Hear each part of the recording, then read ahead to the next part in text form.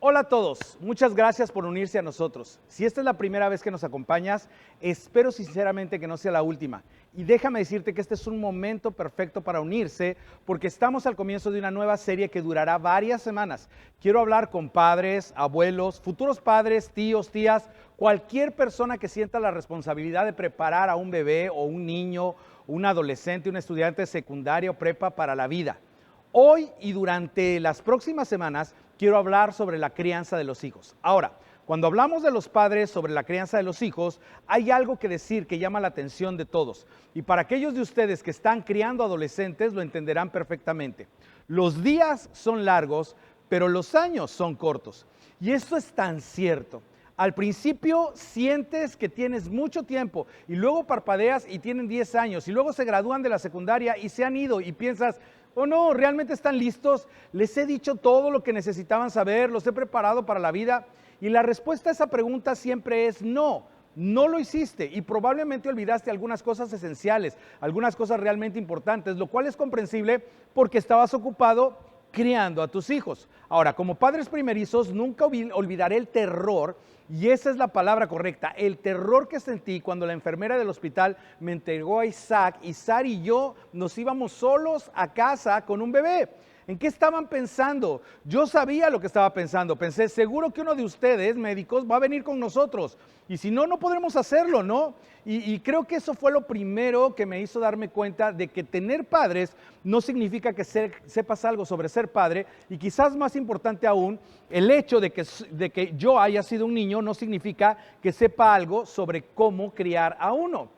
Y lo recordarán, algunos de ustedes están sentados en el automóvil, las puertas están cerradas, no saben lo que están haciendo, es puro terror, hay emoción, pero también hay terror. Y la enfermera solo se quedó allí y nos dijo adiós con esa mirada sabia en su rostro. Sara y yo éramos como esponjas para los consejos de crianza, ya sea que vinieran en libros, videos, amigos o incluso expertos. Y honestamente teníamos una ventaja que la mayoría de las personas no tienen. En ese momento yo era el pastor de jóvenes en nuestra iglesia, lo que significaba que tenía la oportunidad de supervisar a nuestros estudiantes de secundaria y prepa, lo que significaba que teníamos muchas interacciones con padres de estudiantes de secundaria y prepa. Y vimos ejemplos excelentes, vimos lo que consideramos ejemplos realmente malos también. Pero cuando veíamos a padres que tenían una relación saludable con sus adolescentes, no teníamos ningún problema en acercarnos y preguntar. Queríamos conocer sus estrategias. Decíamos, oye, queremos tu plan, queremos saber cómo lo hicieron, cómo lo llevaron del asiento de atrás al asiento del conductor y manteniendo la relación intacta. Y la relación era muy importante para nosotros porque nuevamente habíamos visto a tantos padres destruir su relación con sus hijos y nadie lo hace a propósito. Y nadie tiene un plan para destruir su relación con sus adolescentes o hijos adultos, pero lo vimos una y otra vez. Y cuando veíamos a padres que lo hacían bien, que lo hacían de manera correcta, queríamos saber cómo lo hacían. Y cada vez que les pedíamos consejo a estos padres, simplemente se miraban y encogían los hombros y decían cosas como, pues no lo sabemos, solo amamos a nuestros hijos. Pero sabíamos que había algo más, tenían un plan, tenían un enfoque, tenían algunos hábitos, pero era tan natural para ellos que a menudo ni siquiera lo podían verbalizar. Sara y yo éramos estudiantes en este aspecto y estábamos decididos a averiguarlo y hasta cierto punto teníamos miedo porque queríamos hacerlo bien. Y hay algunas cosas que notamos desde el principio. Los padres que parecían poder mantener una relación sólida, incluso durante los años de secundaria y preparatoria, una de las cosas que era cierta en la mayoría de los casos que tenían menos reglas. Tenían mucho menos reglas que los padres cuyos hijos siempre estaban en problemas por romper sus reglas.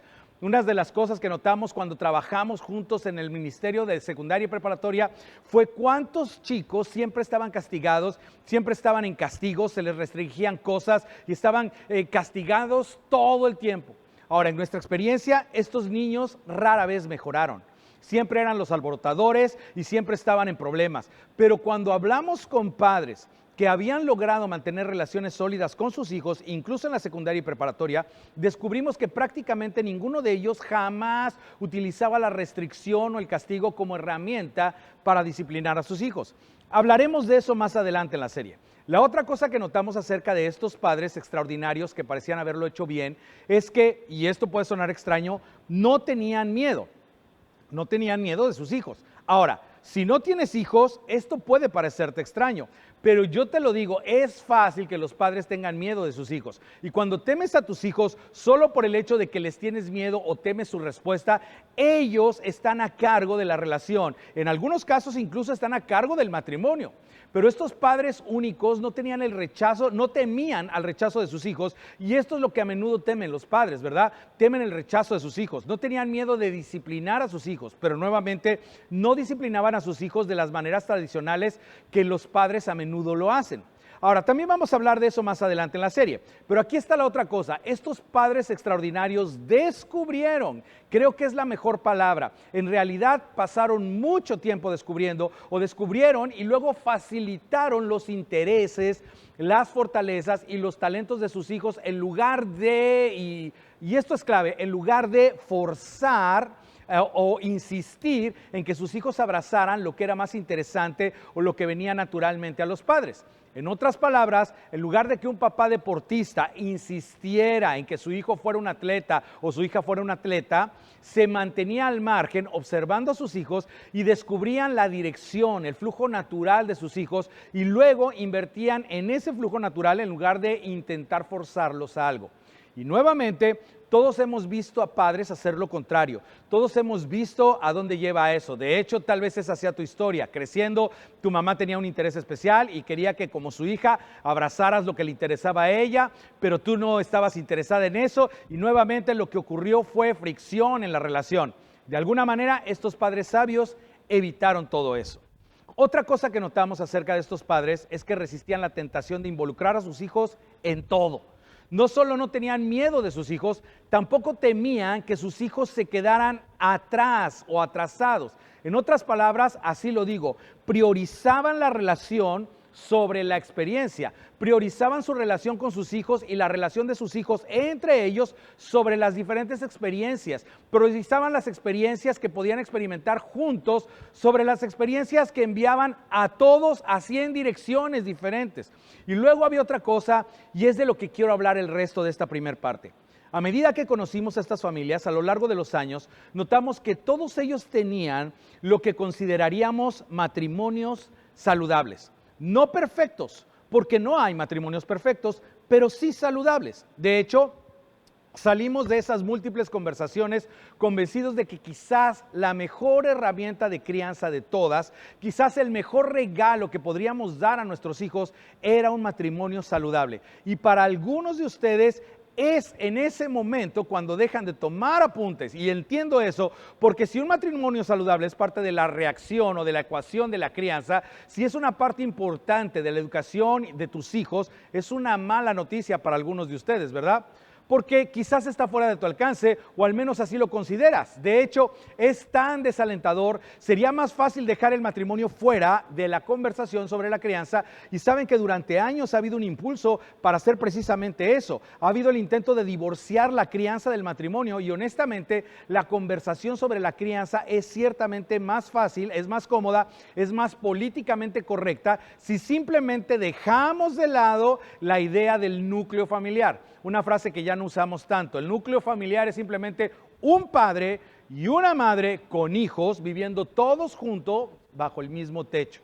Es más fácil aislar la crianza como un tema independiente, pero para hacer eso, aislar la crianza de los hijos del matrimonio es en realidad robarle algo valioso a la generación actual y a la siguiente. Aislar la crianza de los hijos del matrimonio es robar algo valioso a tus hijos y a tus nietos. Hacerlo es eliminar el blanco, es como quitar todo el objetivo y espero que eso quede claro en los próximos minutos. Ahora, eso nos lleva a esta tensión incómoda que ya estás comenzando a sentir. Esta tensión incómoda entre lo que es real y lo que es ideal. Es una tensión incómoda porque para muchos de nosotros lo ideal, cuando hablamos de familia y matrimonio, parece estar fuera de nuestro alcance. Y sería más cómodo, una vez más, simplemente dejarlo fuera de la vista. Parte de mi responsabilidad de vez en cuando es asumir el papel emocional, incómodo y tal vez peligroso de profeta, de plantar mis pies y mi corazón y honestamente mi compasión en medio de lo que es real mientras señalo un ideal. Y no ignorar la realidad. Y nuevamente es fácil hacer eso cuando hablamos de algo como el matrimonio. Pero ignorar la realidad nos lleva o me deja hablando o enseñando de una manera que no tiene en cuenta las familias y las dinámicas familiares que las personas reales están viviendo. Si no tratamos lo que es real, deja la impresión de que el mensaje de Jesús no tiene ninguna relevancia en la vida real. Ignorar la realidad actual, tu realidad actual, nos deja con una especie de religión de vitrales, estática, alejada de la realidad. La iglesia y los sermones se convierten en nada más que recordatorios de la realidad de otra persona, estándares a los que nunca alcanzamos en un mundo que ya no existe. Entonces, para que una conversación sobre la crianza sea relevante, debemos de tener en cuenta lo que es real, lo cual, una vez más, debería ser realmente fácil para los cristianos y esto puede ser un shock para algunos de nosotros. De hecho, esto puede ser ofensivo, pero de todas las personas en el mundo, cuando se trata de abrazar lo que realmente está sucediendo con las familias y los matrimonios, esto debería ser algo natural para nosotros como cristianos, porque prácticamente no hay buenos ejemplos de familias en toda la Biblia. De hecho, cuando se trata de ilustraciones de disfunción familiar del mundo real, la Biblia es en realidad tu fuente de referencia. Solo piénsalo. Piensa en la primer familia, ¿los recuerdas? Fueron prácticamente un desastre. De hecho, el pecado entró al mundo a través de la primer pareja casada, antes quizás de que tuvieran hijos. Y luego inmediatamente comenzaron a culparse mutuamente y a sus hijos. Bueno, no sabemos mucho sobre sus hijos, pero lo que sabemos es esto, que uno de sus hijos asesinó a su hermano y comenzó la historia de la humanidad. Y casi todas las historias del Antiguo Testamento que involucran a alguna familia son malas. De hecho, casi todas las historias del Antiguo Testamento que tratan sobre la familia son horribles según los estándares modernos. Entonces, el punto es este: la iglesia debería ser muy buena tomando en cuenta la realidad de la vida familiar, teniendo en cuenta lo que está sucediendo realmente, tomando en cuenta lo que está ocurriendo realmente en cualquier conversación sobre la crianza, porque nuestro libro, nuestro texto, la Biblia, está lleno de malos ejemplos. Pero al mismo tiempo, y esto es lo que hace que esta conversación sea tan fascinante y realmente tan útil, al mismo tiempo, los autores del Nuevo Testamento pintan un cuadro de lo que podría ser y lo que debería ser en lo que respecta a la familia. Realmente nos señalan el ideal mientras abrazan la realidad. También nos señalan este ideal y no deberíamos sorprendernos porque sabían, y Dios sabía lo que nosotros sabemos intuitivamente, que si eliminamos el ideal de la ecuación familiar simplemente porque está fuera del alcance para algunos de nosotros en esta generación, eso simplemente garantiza que permanecerá fuera del alcance de muchos en las próximas generaciones. Parte de nuestra responsabilidad como padres y abuelos es darle a nuestros hijos y nietos algo a lo que apuntar, algo por lo que vivir y lo más importante, algo hacia lo cual decidir. Cuando se trata de vivir y enseñar en ese difícil equilibrio entre lo que es real y lo ideal, Jesús era el maestro. Navegó durante todo su ministerio esa tensión entre lo real y lo ideal y se aferró a esa tensión, no la abandonó, pero claro que lo hizo porque el evangelio no comienza así. Había una vez en un mundo perfectamente ordenado donde todos siempre hacían lo correcto. No, el evangelio, el cristianismo comienza así, que Cristo murió por nuestros pecados según las Escrituras.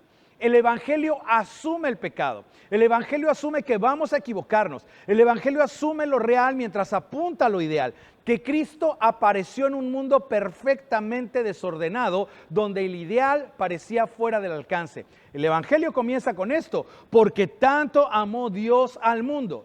¿Qué mundo? No el mundo del jardín del Edén, nuestro mundo, tu mundo, mi mundo, un mundo roto y lejos de ser ideal. La tensión entre lo real y lo ideal estaba presente en casi todas y cada una de las parábolas de Jesús. Él decía cosas como: el reino de Dios es como...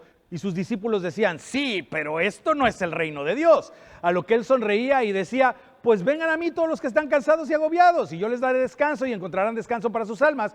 Y luego cambiaba y una vez más señalaba al ideal. Decía cosas como, ustedes han oído que se dijo, no cometerás adulterio, a lo que su audiencia siempre decía, sí, pues lo hemos oído. Y Jesús decía, pero yo digo que cualquiera que mira a una mujer y la codicia ya ha cometido adulterio con ella en el corazón.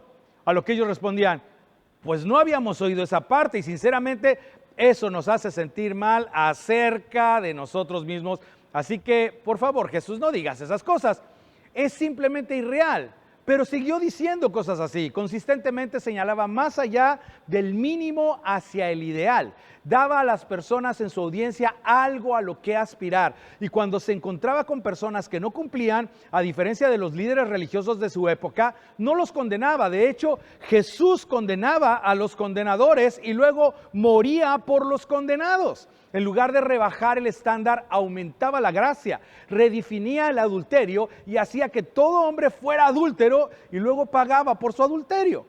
Cuando los líderes religiosos intentaron atraparlo con sus propias palabras durante una discusión sobre el divorcio, Jesús elevó el estándar del matrimonio tan alto que cerró la puerta a la oportunidad o la libertad de un hombre de eludir su responsabilidad hacia su familia.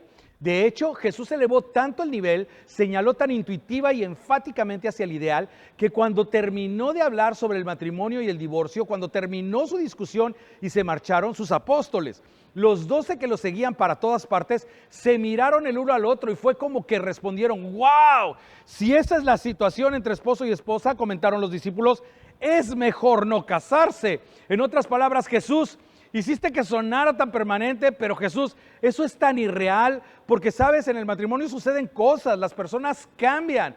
A lo que Jesús habría dicho, lo sé, por eso estoy aquí. Entonces Jesús, a ver, déjame entender, ¿estás en contra del divorcio? Claro que estoy en contra del divorcio. El divorcio lastima a las personas, el divorcio las destruye, el divorcio deja vidas deshechas, el divorcio deja heridas. Por supuesto que estoy en contra del divorcio. Bueno, Jesús, entonces, ¿qué vas a hacer con las personas divorciadas? Pues voy a dar mi vida por ellas. Y esa es la tensión, esta es la belleza del Evangelio. Jesús nunca rebajó la verdad, pero tampoco minimizó la gracia. Y aquí está lo fascinante. Pedro, Mateo, Juan y quienes conocieron bien a Jesús, quienes pasaron 3 años y medio con Jesús, escucharon todo lo que enseñó. Vieron todos los milagros. Juan dijo, fue tan notable. Y luego Juan escribe una de mis cosas favoritas. Mirando hacia atrás en el tiempo con Jesús, habiéndolo visto lidiar con personas reales que enfrentaban situaciones de la vida real, situaciones para las que pues no había respuestas fáciles, sino solamente, de hecho, sin soluciones rápidas.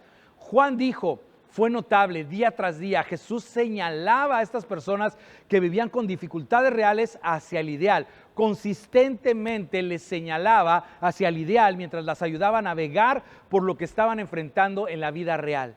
Y nuevamente, como un anciano mirando hacia atrás en su tiempo con Jesús, lo resume con estas palabras poderosas. Y esto es lo que escribe. Dijo, hablando de Dios, que Dios vino a vivir con nosotros. Y el Verbo se hizo hombre y habitó entre nosotros. No nos envió más reglas y regulaciones desde lejos. Él se hizo uno de nosotros, navegó con nosotros en nuestra realidad, se presentó en forma humana, se mudó con nosotros y dijo, y contemplamos su gloria. A lo que los eruditos del Antiguo Testamento en el siglo I dirían, no puedes ver la gloria, nadie puede ver la gloria de Dios y vivir. Y Juan piensa, miren, solo soy una persona normal y les estoy contando lo que vimos. La gloria que corresponde al Hijo único del Padre. Y luego, esta próxima frase que creo que resume de muchas maneras qué tipo de cristiano y qué tipo de persona quiero ser. De hecho, si perdiste tu fe, tal vez sea porque nadie te explicó esta parte sobre Jesús. La gloria que corresponde al único Hijo del Padre, lleno de gracia y de verdad. Jesús no fue el equilibrio entre la gracia y la verdad. Fue una dosis completa de gracia y fue una dosis completa de verdad.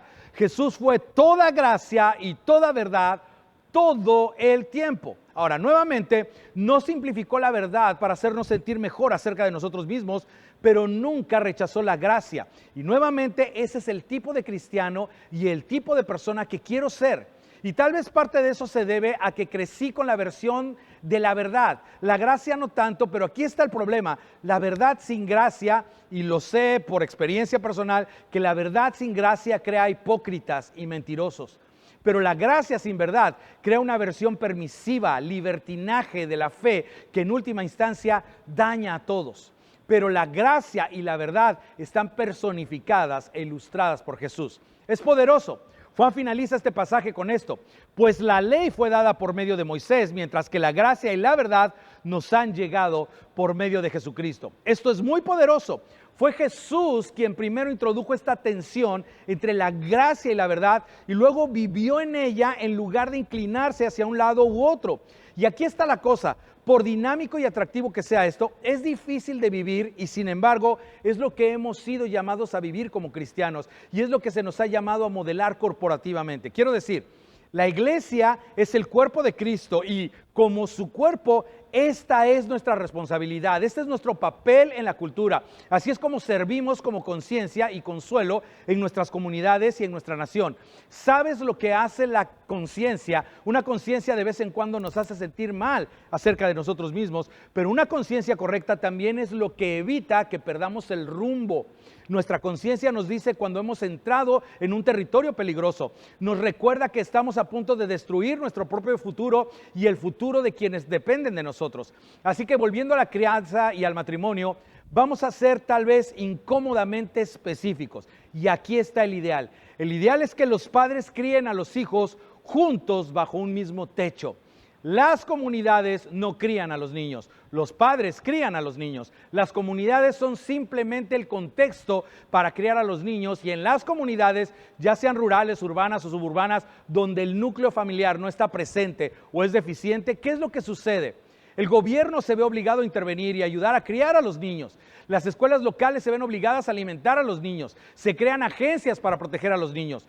Todos lo sabemos y todos queremos algo mejor que eso, y lo queremos también para las próximas generaciones. Las comunidades no crían a los niños, pero ciertamente establecen expectativas para los niños, para bien o para mal. Por eso algunos de ustedes merecen ser reconocidos. Han hecho grandes esfuerzos para asegurarse de que sus hijos estén siendo criados en comunidades que afirman sus valores, incluso cuando su situación particular no cumple con lo que valoran, y merecen ser reconocidos por eso.